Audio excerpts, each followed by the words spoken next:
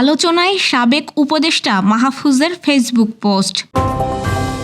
কার্যক্রম নিষিদ্ধ আওয়ামী লীগ কার্যালয় পাবলিক টয়লেট ঘোষণা। বিদেশি ভাষাকে বাধ্যতামূলক তৃতীয় ভাষা করা হবে, জানালেন শিক্ষা প্রতিমন্ত্রী। বাণিজ্য ঘাটতি বেড়ে $11 বিলিয়ন। স্থিতিশীলতায় বিসিবি আইসিসি নিষেধাজ্ঞার সংখ্যা থাকলেও বোর্ড ভাঙার আশঙ্কা নেই। মালয়েশিয়ায় দ্রুত ছড়িয়ে পড়ছে যক্ষ্মা, বিশেষ সতর্কতা। দর্শক, শুনছিলেন দুপুর 12টার খবরের প্রধান শিরোনাম। এবার বিস্তারিত।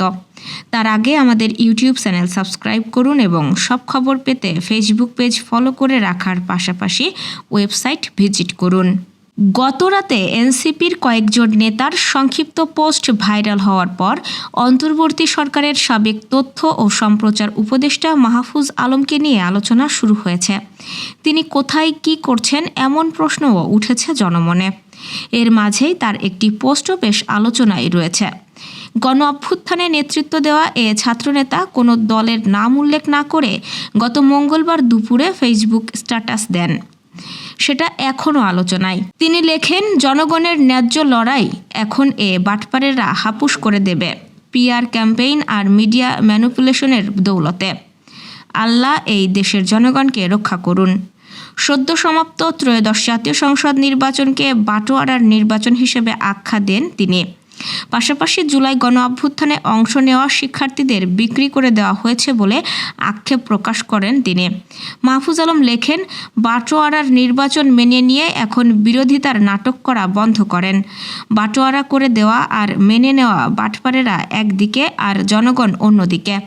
দুঃখ লাগে ছাত্রদের জন্য, কত দামে তাদের বিক্রি করে দিল। দেশব্যাপী গত কয়েকদিনে কার্যক্রম নিষিদ্ধ আওয়ামী লীগের কার্যালয় খোলা নিয়ে চলছে নানা আলোচনা সমালোচনা। এর মধ্যে এলো নতুন আরেক খবর। জামালপুরের বকশীগঞ্জে জয় বাংলা স্লোগান দিয়ে কার্যক্রম নিষিদ্ধ বগারচর ইউনিয়ন আওয়ামী লীগের কার্যালয় খোলার প্রতিবাদে বিক্ষোভ মিছিল অনুষ্ঠিত হয়েছে। শনিবার বিকেলে বাগারচর ইউনিয়ন বিএনপির উদ্যোগে সারমার বাজারে ওই বিক্ষোভ মিছিল হয়। ইউনিয়ন আওয়ামী লীগ কার্যালয়ে কয়েকজন নেতাকর্মী মহান শহীদ দিবস ও আন্তর্জাতিক মাতৃভাষা দিবস উপলক্ষে 21শে ফেব্রুয়ারির সকালে জয় বাংলা স্লোগান দিয়ে দলীয় কার্যালয়ে পতাকা উত্তোলন করেন এবং দলীয় কার্যালয়ে সাইনবোর্ড ঝুলিয়ে দেন। এরপর থেকে বকশীগঞ্জে জুলাই আন্দোলনের অংশগ্রহণকারীরা ফুঁসে ওঠে। এর প্রতিবাদে তারা আওয়ামী লীগ কার্যালয়ে সাইনবোর্ড ঝুলিয়ে পাবলিক টয়লেট ঘোষণা করেন। সরকার বাংলা ও ইংরেজির পাশাপাশি একটি বিদেশি ভাষাকে তৃতীয় ভাষা হিসেবে ধাপে ধাপে বাধ্যতামূলক করার পরিকল্পনা নিয়েছে বলে শিক্ষা ও প্রাথমিক ও গণশিক্ষা প্রতিমন্ত্রী ববি হাজ্জাজ জানিয়েছেন। রাজধানীর আন্তর্জাতিক মাতৃভাষা ইনস্টিটিউটে এক অনুষ্ঠানে তিনি কথা জানান। শিক্ষা প্রতিমন্ত্রী বলেন, বিশেষ করে আন্তর্জাতিক শ্রমবাজার ও উচ্চশিক্ষার চাহিদা বিবেচনায় আরবি, চীনা, জাপানি বা ফরাসি ভাষাগুলো পর্যায়ক্রমে অন্তর্ভুক্ত করার পরিকল্পনা রয়েছে। এটি শিক্ষার্থীদের বহুভাষিক দক্ষতা বৃদ্ধি ও কর্মসংস্থানের সুযোগ বাড়াতে সাহায্য করবে। তিনি বলেন, নতুনভাবে গণতন্ত্রের পদযাত্রায় উত্তীর্ণ হয়েছি। 2 দশক পর আপনাদের সঙ্গে স্বাধীনতা উপভোগ করছি। ববি হাজ্জাজ বলেন, শিক্ষা মন্ত্রণালয়ের দায়িত্ব নিয়ে বলছি, ভাষা শিক্ষায় অনেক বেশি জোর দেব। সবার আগে মাতৃভাষা বাংলা ভাষা শিক্ষা। ভাষা শিক্ষার মাত্রা বিশ্বমাপের করতে হবে। আপনাদের প্রতি আহ্বান, দেশ ও জাতির প্রতি এবং ভাষার প্রতি সম্মান রাখেন। দেশে কয়েক মাস ধরে কমছে রপ্তানি আয়, বিপরীতে পাল্লা দিয়ে বাড়ছে আমদানি ব্যয়। এতে পণ্য বাণিজ্যে ঘাটতির চাপ ক্রমেই ঘনীভূত হচ্ছে। বিশেষ করে আন্তর্জাতিক বাজারে পণ্যের মূল্য বৃদ্ধি, জ্বালানি ও কাঁচামাল আমদানির উচ্চ ব্যয় এবং বৈদেশিক মুদ্রার বাড়তি চাহিদার কারণে অর্থনীতিতে নতুন করে উদ্বেগ দেখা দিয়েছে। বাংলাদেশ ব্যাংকের বৈদেশিক লেনদেনের চলতি হিসাবের ভারসাম্য সংক্রান্ত সর্বশেষ হালনাগাদ প্রতিবেদন থেকে এই তথ্য পাওয়া গেছে। প্রতিবেদনে দেখা গেছে, চলতি 2025-26 অর্থবছরের প্রথম 6 মাসে পণ্য বাণিজ্যে ঘাটতির পরিমাণ দাঁড়িয়েছে $1,155 কোটি 40 লাখ। গত অর্থবছরের একই সময়ে এই ঘাটতি ছিল $976 কোটি। অর্থাৎ এক বছরের ব্যবধানে বাণিজ্য ঘাটতি বেড়েছে 18.34%। খাত সংশ্লিষ্টরা বলছেন, রমজান মাস সামনে রেখে ভোজ্য তেল, চিনি, ছোলা, ডাল ও খেজুর সহ নিত্য প্রয়োজনীয় পণ্যের আমদানি বাড়ায় সাময়িকভাবে ব্যয় বৃদ্ধি পেয়েছে। তবে এই ধারাবাহিক ঘাটতি বৈদেশিক মুদ্রার রিজার্ভ, বিনিময় হার এবং সামগ্রিক আর্থিক স্থিতিশীলতার উপর বড় চাপ সৃষ্টি করতে পারে। বাংলাদেশ ক্রিকেট বোর্ড আইসিসি থেকে সম্ভাব্য নিষেধাজ্ঞার সংখ্যা পুরোপুরি উড়িয়ে দিচ্ছে না। বিসিবি সহসভাপতি ফারুক আহমেদ জানিয়েছেন, বর্তমানে আইসিসির সঙ্গে সম্পর্ক সেরা অবস্থায় নেই এবং নিয়মের বাইরে কোনো রদবদল হলে আইসিসি ব্যবস্থা নিতে পারে।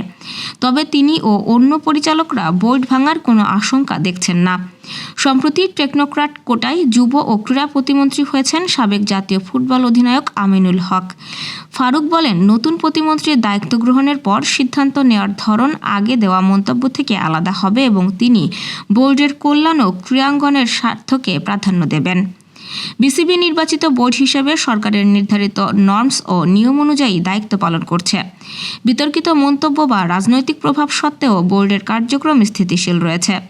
আইসিসির সংখ্যা থাকলেও তা এখনই কোনো প্রভাব ফেলছে না। হঠাৎ সংক্রমণ বেড়ে যাওয়ায় যক্ষ্মা প্রতিরোধে বিশেষ সতর্কতা জারি করেছে মালয়েশিয়ার স্বাস্থ্য মন্ত্রণালয়। সিঙ্গাপুর ভিত্তিক সংবাদ মাধ্যম দ্য স্ট্রেইট টাইমস জানিয়েছে, এক বিবৃতিতে জনসাধারণকে ভিড় ও বদ্ধ স্থানে মাস্ক পরা সহ প্রয়োজনীয় স্বাস্থ্যবিধি মেনে চলার পরামর্শ দেওয়া হয়েছে। বিবৃতিতে বলা হয়, রমজান মাসে বাজার, ইফতার সহ বিভিন্ন সামাজিক অনুষ্ঠানে ভিড় বাড়তে থাকায় এই সতর্কতা জারি করা হয়েছে। এতে আরও বলা হয়, এখনও চিকিৎসা নেয়নি এমন যক্ষ্মা আক্রান্ত ব্যক্তির উপস্থিতিতে ভিড় ও বদ্ধ স্থানে সংক্রমণের ঝুঁকি বেশি থাকে।